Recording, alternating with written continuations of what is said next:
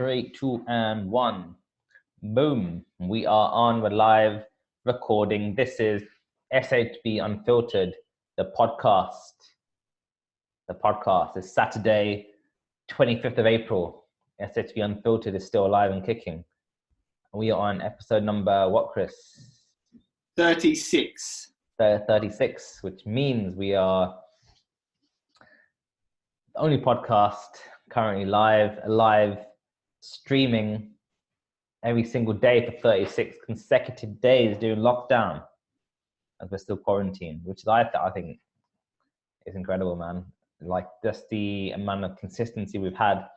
It doesn't feel like effort now, does it? We just know, just our body clock has just adapted to this period in our life as podcast time.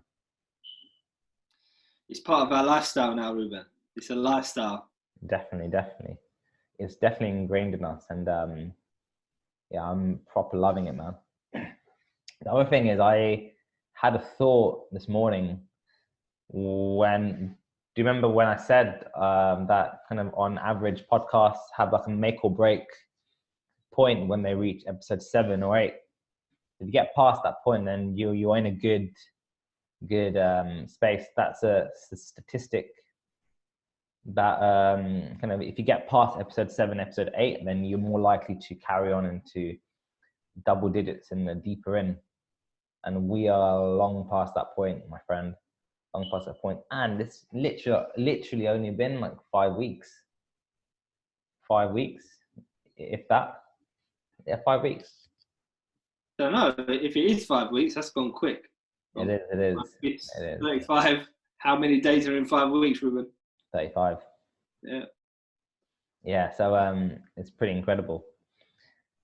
But we still got work to do, man. Still got work to do, which is why we're here. We're still discussing, still bringing things to light. Loads of things going on. Quite a busy day for us. We had the webinar in the morning. Ran for about 1 hour, 1.5, maybe a bit less. But I had a good time. Connected with a few old friends and new people as well. And it's always a really good way to start the weekend as well. Kind of in that frame of mind. However, I'm gonna shut up for a bit and ask you guys, how has your day been? Day's been pretty good for me. Went on a walk, as I normally do every day. I walk. I use that time to meditate and just relax and plan the day ahead. So I have those walks quite early on in the day. I've done some meditation as well. I like to do that a lot. And I've done some work. And now I'm on the podcast. So it's been a proactive day. Go on, CJ, and enlighten us. Today I've been doing work on a new project that I'm working on with my cousin. It's going well, but still a few things I need to sort out. But it's enjoyable. Learning. It's definitely a learning curve. Ruben knows all about that journey, and I'm just at the beginning of it. So I'm just learning, getting my teeth stuck in, and enjoying it. So that's what I've been doing today. Cool, Chris. And we look forward to seeing how that podcast gets on as time goes, because it's actually an interesting time to start a football podcast, because you don't know when games are going to start again. So it's maybe a tricky one to actually get going, but it could be an opportunity to come at it from a different angle. Yeah, precisely. And that was my thinking behind it. So football, I like football, but I wouldn't say I'm an out and out expert on it. However, my cousin is. So I'm taking more the managerial role, the kind of implementing the tech side of it, because that was always an area I was lacking. So not all my growth has to be speech related. There are other areas of life that people might want to explore and push their comfort zones that are not speech related. But the thinking behind the football podcast at the moment is that because people are missing football and we're deprived of live football now, the next best thing is to discuss it. and the next best thing is to listen to it. So that was the thinking behind it, and we are rolling with it. So anyone interested in football, look out for the People's Pundit podcast by Chris Papa. That was my little plug there. Sorry, Ruben, I took the opportunity. Nah, it's all good, bro. It's all love here. We support projects and different podcasts and people doing stuff in this troublesome period that we have. It's also an opportunity to make use of the time we have. I have actually, I think I mentioned before, I picked up my first proper book this year because I went through a period where I stopped reading and focused on taking action. Because you can spend time reading and accumulate books and information without actually doing anything with it. So this came in the post this morning. Gary V, crush it. Yeah, it's pretty good. It's like a nice insight into his life as well, because I've seen tons of his videos, his daily V's, and quite a few of his episodes of his podcast as well. And it's good to actually get a deeper understanding into his roots, because sometimes the written word can be a bit more colorful because it's a bit more thought out. He would have gone back and edited things, and you get insight into his parents and his family and different structure and stuff. So yeah, it's so far really interesting. I must be blazing through it. So I'll do a quick review when I'm done. See if it's good. But anyway, webinar as well today, and rest of the day just working on podcast stuff as usual, doing a bit of writing and cooking, because that's how I roll here. That's how I roll. But guys, thank you very much for joining today on the SHB Unfiltered podcast.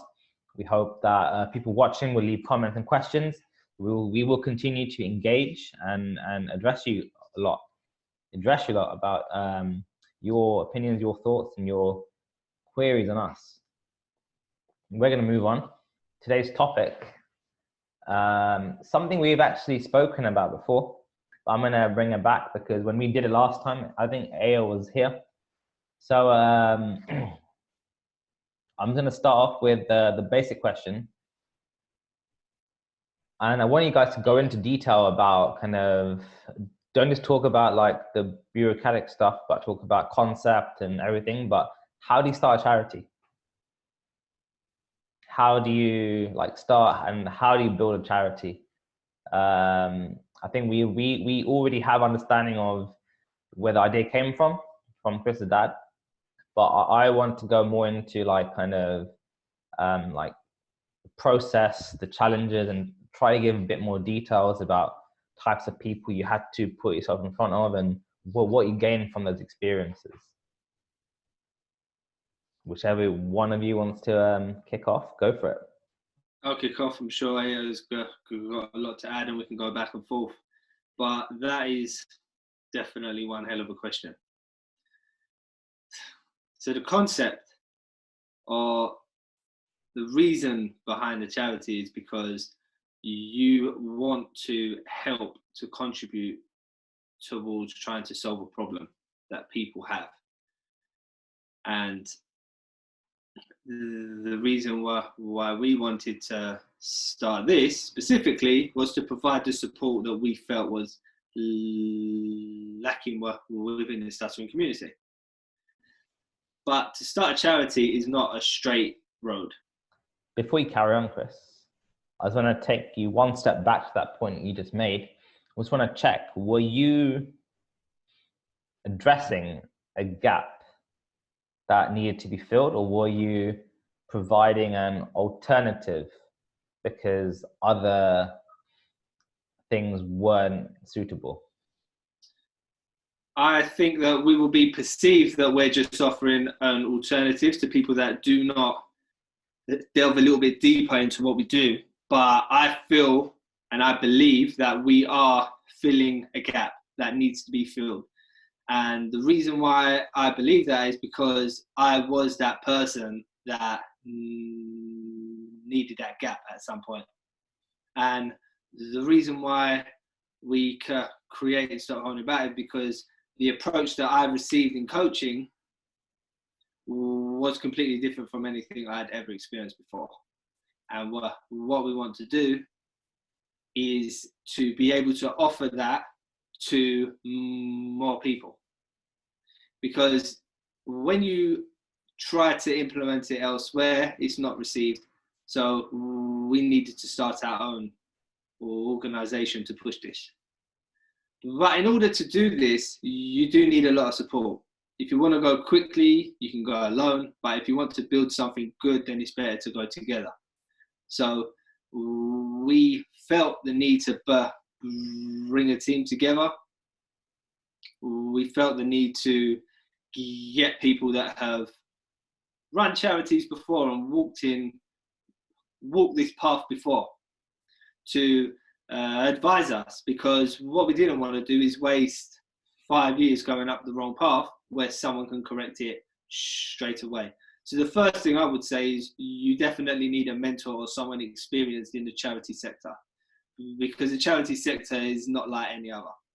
It's completely different from the way you operate, the way funding comes in, the way that funding is declared, the different types of reports or annual accounts. Everything's completely different. So it's important that you have someone that has experienced it and can pass that knowledge and help you implement it. I'm going to pause you for a second. So just one, like a bit more information about what's the first step you take? Is there a website that you go to and do you fill out a form, or do you have to kind of call people, book a meeting with the commission? Because I just want to think about more practical steps that had to be taken first, as opposed to kind of theoretical stuff. All right, so I'll actually explain to you exactly the steps that I took along with AO. Me and AO took these steps. We wanted to see if our concept could be a charity. That's what we wanted to do, because there's people that try to create a charity, but their concept isn't correct for a charity. So it is important for us to actually see if this was possible. So what I done is I spoke to my girlfriend Charlie, who worked for a big autism charity. I asked her advice, and at the same time as asking her advice, I was researching who the charity that Charlie worked for used as their charity consultant. So I looked online. It took me a long time to find this person, and the only way I found it is because he had it on his website, like previous clients or something, as a consultant. And yeah, that charity was on his page. So we called him. Me and AO called him. Well, I think I called him first, then he called me back. Then me and AO had a group call with him. And what we wanted to do was establish if he felt we had something of any substance here. So we met with him, right, AO? Me, you. Yeah, we met with him. Yeah, we did. We met with him first in person. He invited us to meet him at the British Library in Euston, King's Cross. We met with him and we discussed it. Me and AO told him everything, the whole plan, from start to finish, our vision, the issues that we've experienced previously, why we're doing this now, why we're doing this as opposed to this. And he brought along with him a friend, a very close friend who worked with him in a lot of charities. Now that friend, we didn't realize, had a stutter. So he brought his friend along because I suppose, I don't know if he wanted him to tell him, yes, okay, these boys want something, I've experienced the same thing, blah, blah, blah. So what ended up happening is his friend turned out to really resonate with us and our idea and our experiences, and he wanted to help. He wanted to get this charity off the ground. He wanted to see us get a charity number, which he did warn us straight away. He said it's not easy. It used to be a lot easier, but it's definitely not easy to get a charity number anymore. There's a backlog. There's a long wait. And initially I thought, okay, a long wait, what, a month, couple of months, like maximum. Well, 9 months later, we still hadn't heard back from the Charity Commission. And this is one of the big challenges that we faced. But we were very lucky. But then we created our own luck. We were proactive, we took action, and we persevered. And that brought us together with James. Who's James? Sorry. So James is the friend of person from the Charity Commission who is a colleague of him or of his who works with charities and assists in their kind of development and growth. He actually owns. He actually runs a lot of charities. Excuse me. He actually runs a lot of charities. Okay. He's done quite a bit of work with Action for Stammering Children, I believe. He's on their Ambassadors program. Cool. If I'm not mistaken, Ao, is that right? He's a figure in that charity, yeah, important figure. Yeah. So he knew where we were coming from, and he actually loved it and thought we were only the natural progression from a charity like Action for Stammering Children. Good. So so that was essentially your kind of first steps, and I guess along the way, did you ever think that kind of like this would be worthwhile or not? Because just given the amount of time that dragged on, did you feel like at times frustrated or tempted to pull the plug, etc.? And I'm trying to kind of ask you objectively, but I was kind of there as well through part of that journey, so I could see the passion and the work that was going on in the background.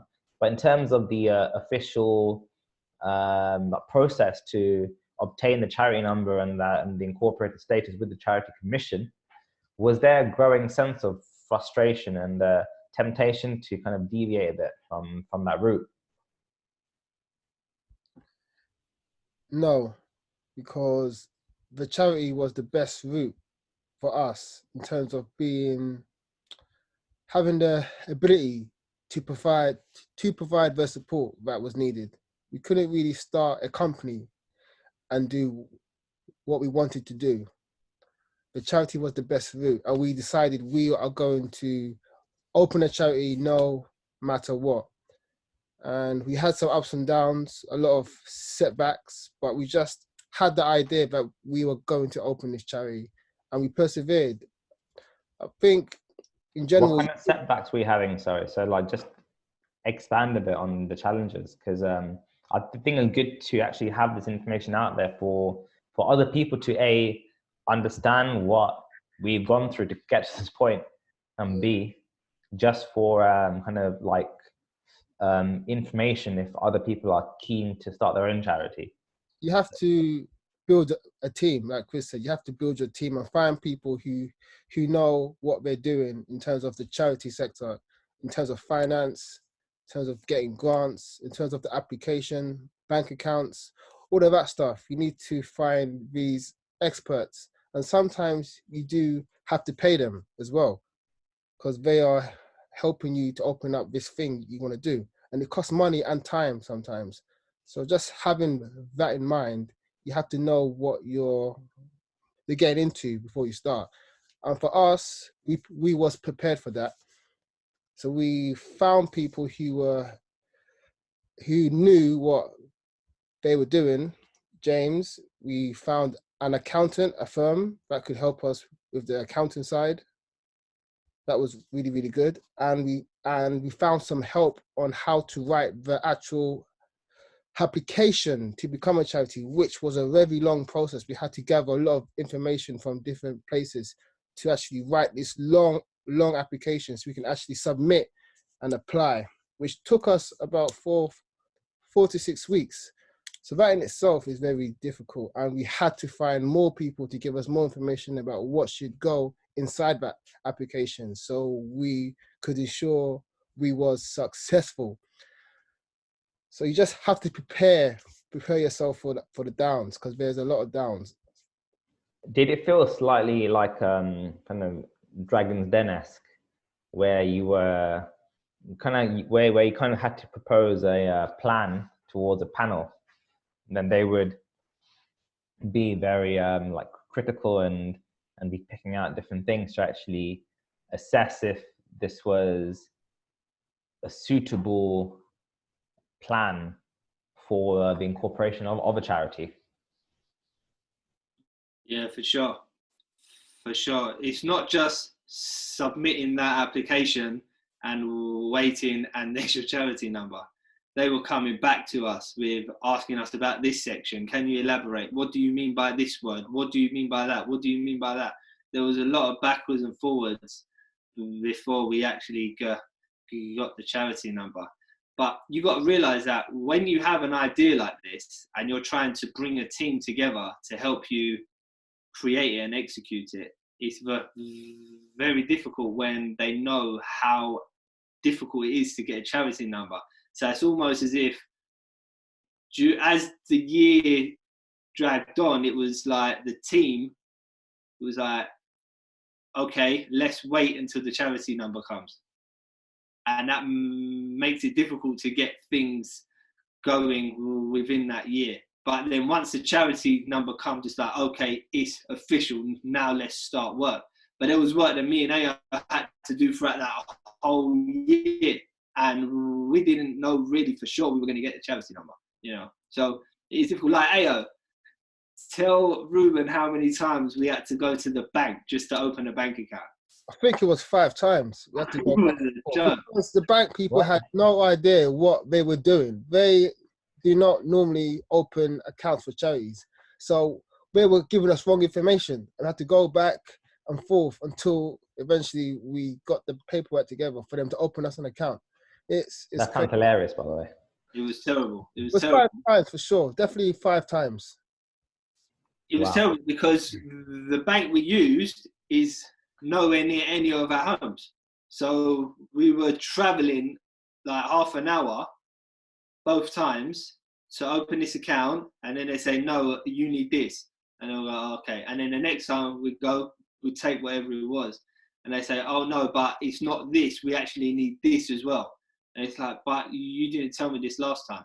And then when we went back the next time, it was like, oh no, but we need an updated version of your meeting minutes, like that are more recent than this one.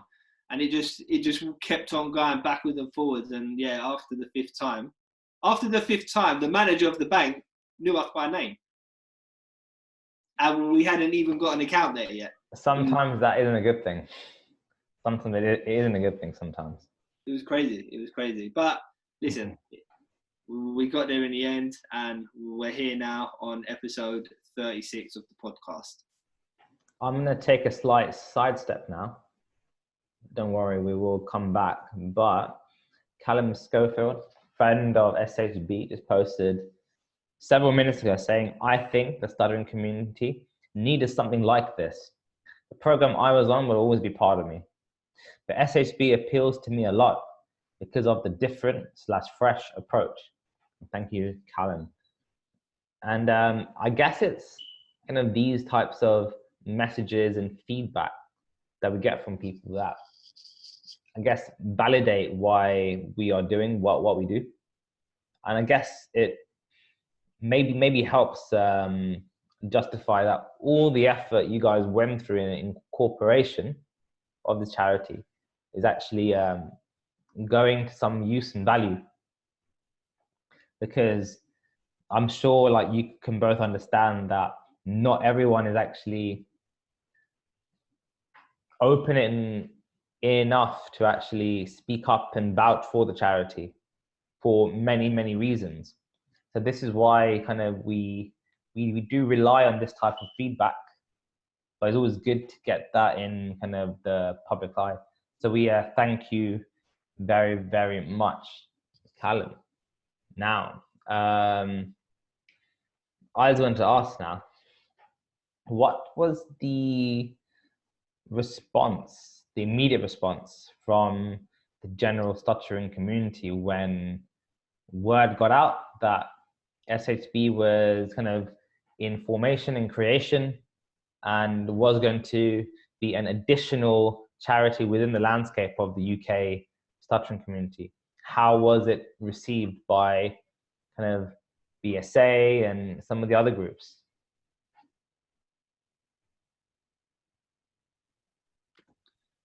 I think it was perceived quite well by the BSA. I think it was really nice of them. They put us on their website, which was a great support for us. They invited us to the BSA office. We met with everyone. It was really nice meeting as it goes. I actually really enjoyed it. And yeah, I think the reception was quite good, really, from them. Maybe a couple of others might have said things, but I didn't hear anything personally. I think it's a good thing for people to know that there is a charity like us around, because the BSA have their place in the stuttering community, and I think everyone will always need a charity like the BSA or Stammer. And I think there's definitely a place for us and room. I don't think that we overlap each other. I don't think we're both trying to achieve the same things.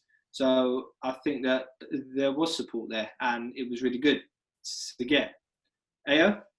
Yeah, we had some mixed support, but in general, and the most important thing to say was we got support from the BSA. So that was really, really good to hear.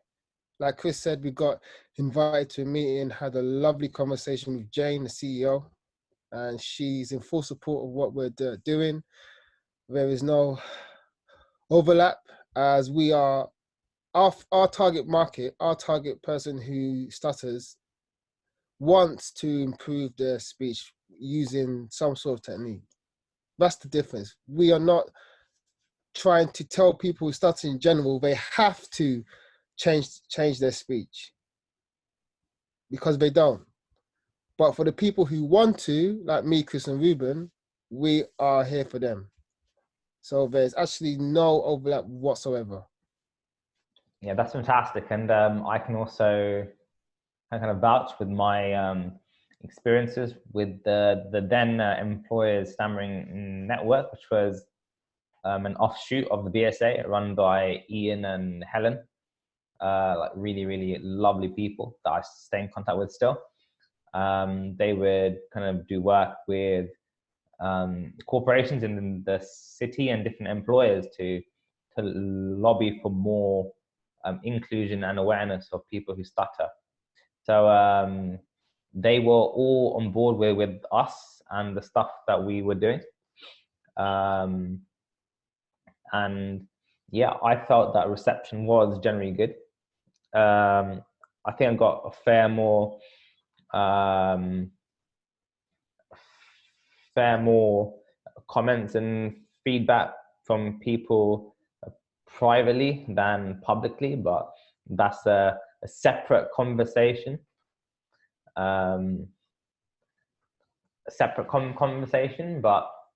I kind of believe that what we're doing is really, really positive stuff, and like a lot of good work within the community, like helping people through interviews, through different conversations, working with their employers, and just trying to help them like get the best chance in life and put them in the best situation to thrive. So guys, what's been your let's start with highlight first. So each of you, what's your high point with SHB so far? And Chris, you can't talk about the podcast because I know it's amazing and winning great stuff, but aside from that, what's been your highlight? Highlight what as a whole or SHB highlight, yeah. SHB specific. SHB specific highlight would have been the first time we actually achieved what we initially set out to achieve, which is help people to make massive improvements in their work environment. And that person going from hardly speaking at work, really struggling, to now being promoted, and he's one of the most important members of his team. That for me is the biggest highlight, because it proves that we set out to achieve a specific thing and we actually done it.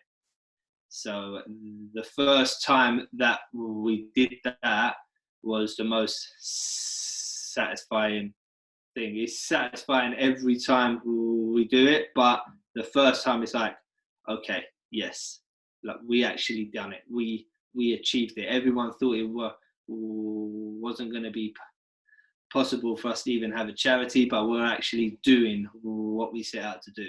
So that for me was and is my highlight, and it's a very proud moment for us as a team. Very proud moment. So yeah, that's my highlight. Ayo, well, what's yours, bro? Yeah, for me, it's when we helped a young guy who was struggling, fearful that he could never work in his dream job. It was a marketing role. And me and Chris spent a lot of time on this person. And we just coached him until he got his speech to a decent level. He had the call on Zoom and he got the job.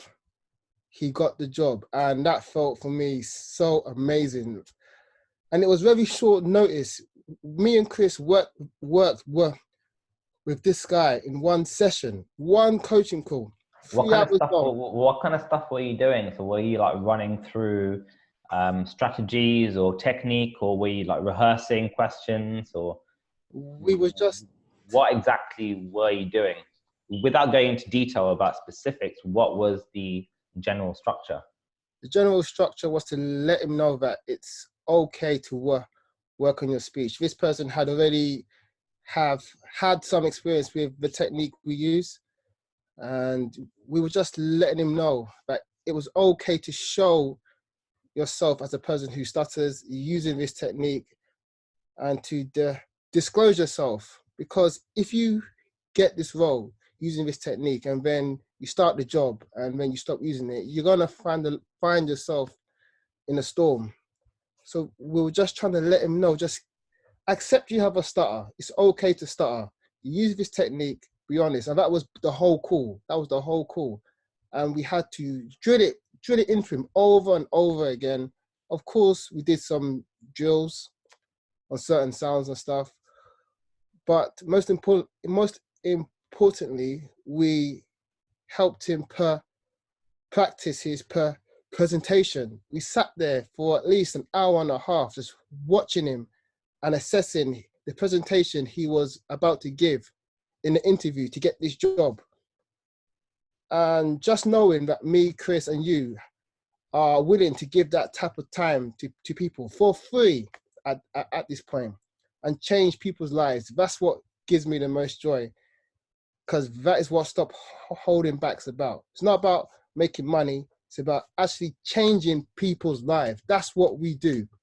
We change people's lives. What was your feeling when you found out the good news that he had actually been accepted or got to the next stage? Like, did you feel vindicated by the time you put in, the effort? Because I guess it's almost like a team effort between the two of you and the person, isn't it? Because you're trying to, all three of you, get over the line together. It's not just you helping him and him going by himself. It's a group journey, a team journey, where you all share that experience and get over the line together. So what was your feeling when you heard about the success you had? Because did you feel, yes, proud? Did you feel vindicated? I felt so proud, because to me it means even more the situation, because he was on a different program. He was from a different program and he felt that he had to contact us, and it just informed me as to why me and Chris and you started this charity, why we built this charity, to fill a gap, to fill support. And it's true, we are filling this gap and we are changing people's lives. And it just felt so much stronger when it proves the concept of the charity. It proves why we're here. Because there's a gap, people are not getting support on various programs, and they come to us and we transform them. And now this person has got his dream job, and I hope he's going to continue to work on his speech and be proud to be a person who stutters. To add to that, Ruben, what I just want to say is that the satisfying thing is that when someone has had experience working on their speech elsewhere and they're struggling, it's because they know what they have to do, but there's a mental blockage to executing it in situations that they find challenging. Now, we had very short notice from this person. So we had to try to strip back what the issues were. And it proves that working on your speech and coaching someone is not a one-size-fits-all. Because if it was, then we just would have been trying to focus on the technique. But with this particular person, we had to work out what the struggle to implement it in situations that mattered the most to them. What was that issue? And we had to work out what that issue was. And to be able to get them from a place where they cannot comprehend executing it in a situation that truly matters to them, to actually receiving a call saying, listen, I'd done what you asked and this was the outcome, and the outcome was their dream outcome. There's not really many things more satisfying than that, really. That's fantastic, and I can kind of feel the pride in the two of you talking about it, because just like understanding and seeing that person get over the line, it validates the coaching that you've been giving, and that it is proven, it does work, and it is one of the cornerstones of a SHB. So getting people through the interview process, it's literally one of the key things, because that is something everyone has to do in life, right?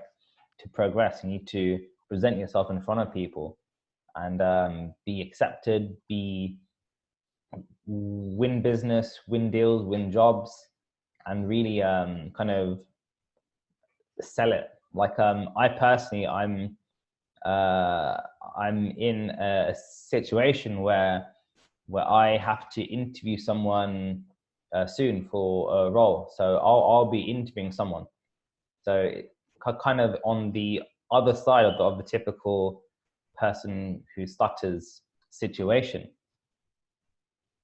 However, but that it's important because it's kind of a two-way thing. So we actually need someone to join our team.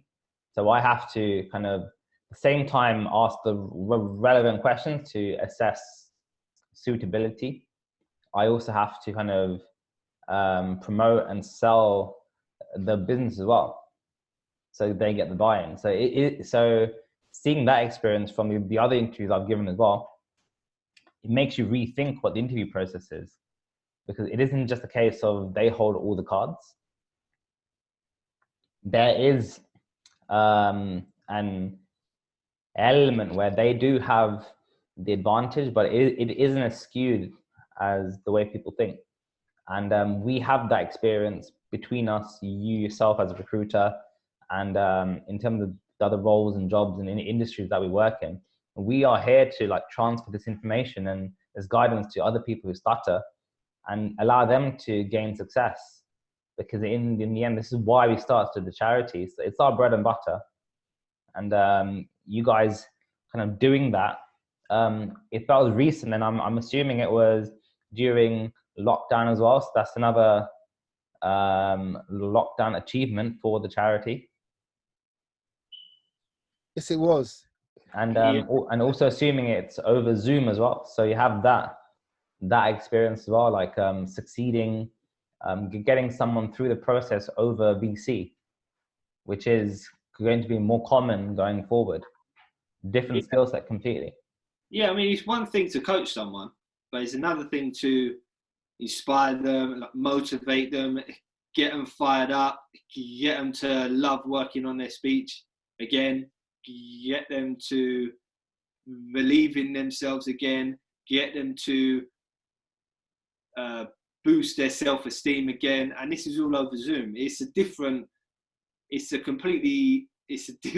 angle that you come with. It's a completely different coaching experience, but you have to adapt. And this is the world we're in right now. And this individual needed help, so we had to find a way to do it.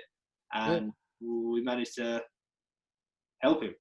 So I just want to add, it adds a massive oomph to me in the joy of having this person succeed, because this, like I said before, this person knows the technique, the speech techniques we use, but the person had came to a point where he couldn't bring himself to use it.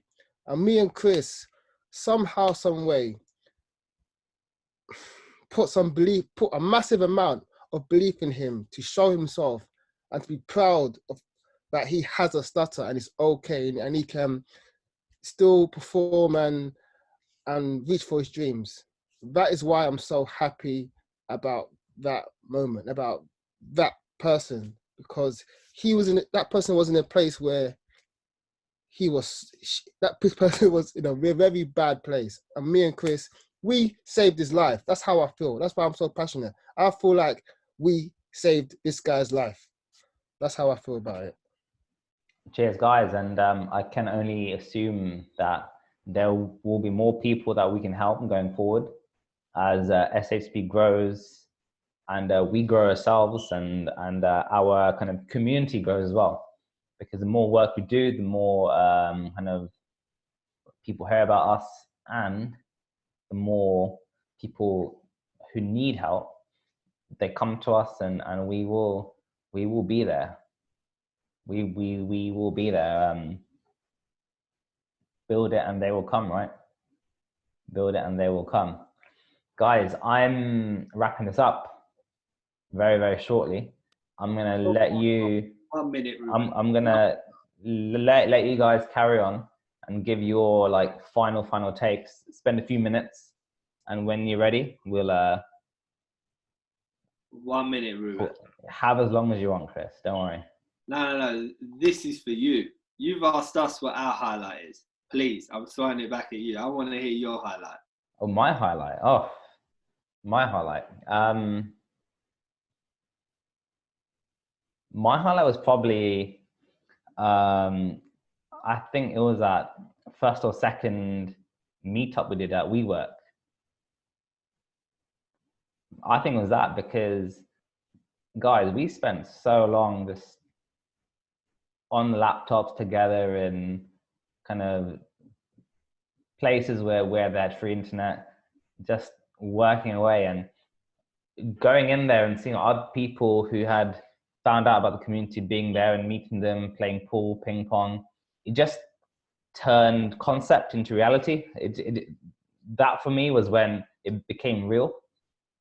Up until that point, we just had, yes, we had the WhatsApp groups and emails and Slack and Asana and all the stuff that we have. But that for me was when concept became reality, and I was like, all right, cool. This is when this is like a ground zero now. This is where we kick on. And that for me was a big highlight, because you can start to actually connect with people through the infrastructure and the community that we've built online. Now seeing them in person, and they actually came to see us. And that really means a lot, right? Because they value our time. And we hope that we give them value as well, because that's the purpose of this. We are here to offer value for whoever wants it. That, and aside from kind of this podcast as well, which is like a massive achievement, between us, Chris and AO and the other people who also helped us along the way. This is a massive, massive achievement for SHB. And yeah, like I always say, we are the only people doing this. Only people. And if anyone wants to challenge me on that, please share, because it will be great to see other people doing it as well. Because people talk about it, but we're talking about it online, right? Doing it live, where it matters, putting ourselves on the line every single day. I always say it, people, I'm not saying insidiously they want us to fail, but people are waiting for something negative to happen. Maybe more so to AO than us two, but that's just, that's the nature of it, right? So, but they're going to keep waiting, because, and when something does happen, who cares? Because that's life. That's life, right? And we bounce back. That's just it. That's what life's about. No holding back. No holding back. Guys, over to you, and then I'll close out. I just want to say thanks for everyone that tuned in. I can see a lot of people on the Facebook feed.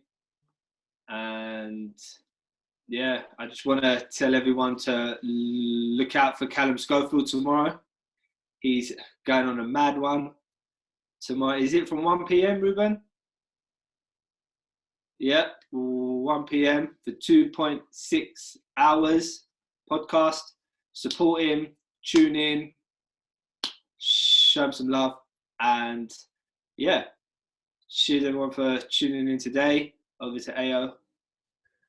We are working hard on the video program, so look out for that. It's going to be out very, very soon. It's going to transform your life. If you want to work on your speech, it's transformed my life, Ruben's life, Tom Wheeler's life, Chris Jackson's life, Simon Bailey's life, so many people's lives. What we do, it has changed, and it's going to be put together in a video program. So look out for that. And just from me, just a quick shout out to Chris Papacosta. You guys have taken a giant positive steps for the awareness, not just within the stuttering community, but even if you can reach 1 new person a day, the awareness grows. Keep it up. Fist bump, fist bump. Cheers, Chris. Thank you very much. And Chris Papacosta and CJ are also kicking off with the People's Pundit podcast, which will be available on Spotify, iTunes, and Podbean, and all the other relevant outlets. So if you want to hear a bit more about football from these two guys, then please follow and listen on. But lads, thank you very much. It's always a pleasure. I'm going to wrap it up. So episode 36 done. Pretty proud moment, because CJ, if we were doing this once a month, we would have been doing this now for 3 years. Believe it or not. 3 years, this is the 5 weeks. And even 2 a month would have been 1.5 years. Wow. And 2 a month was actually our target, right? Yeah. Well, when we first came up with this pre-coronavirus. So that's what I always say to people. Keep positive. You never know what's going to happen within the next 6 months and where you will be and what you will achieve. Because if you would have told me at the beginning of the year, by April, you will have 36 episodes of a podcast, I would have said you are crazy. So I understand the circumstances that allows it, but it's still commitment. It's still something that I never expected, and I'm loving it. Cool. Thank you very much, Chris. And one last comment from Charlie saying, great achievement, guys. Keep going. So thank you very, very much, wherever you are. Charlie. Guys, I'm going to put this one away. Thank you very much. This is SHB Unfiltered, the podcast, episode number 36. All done. Have a good evening, everyone. See you tomorrow. And remember, stop holding back.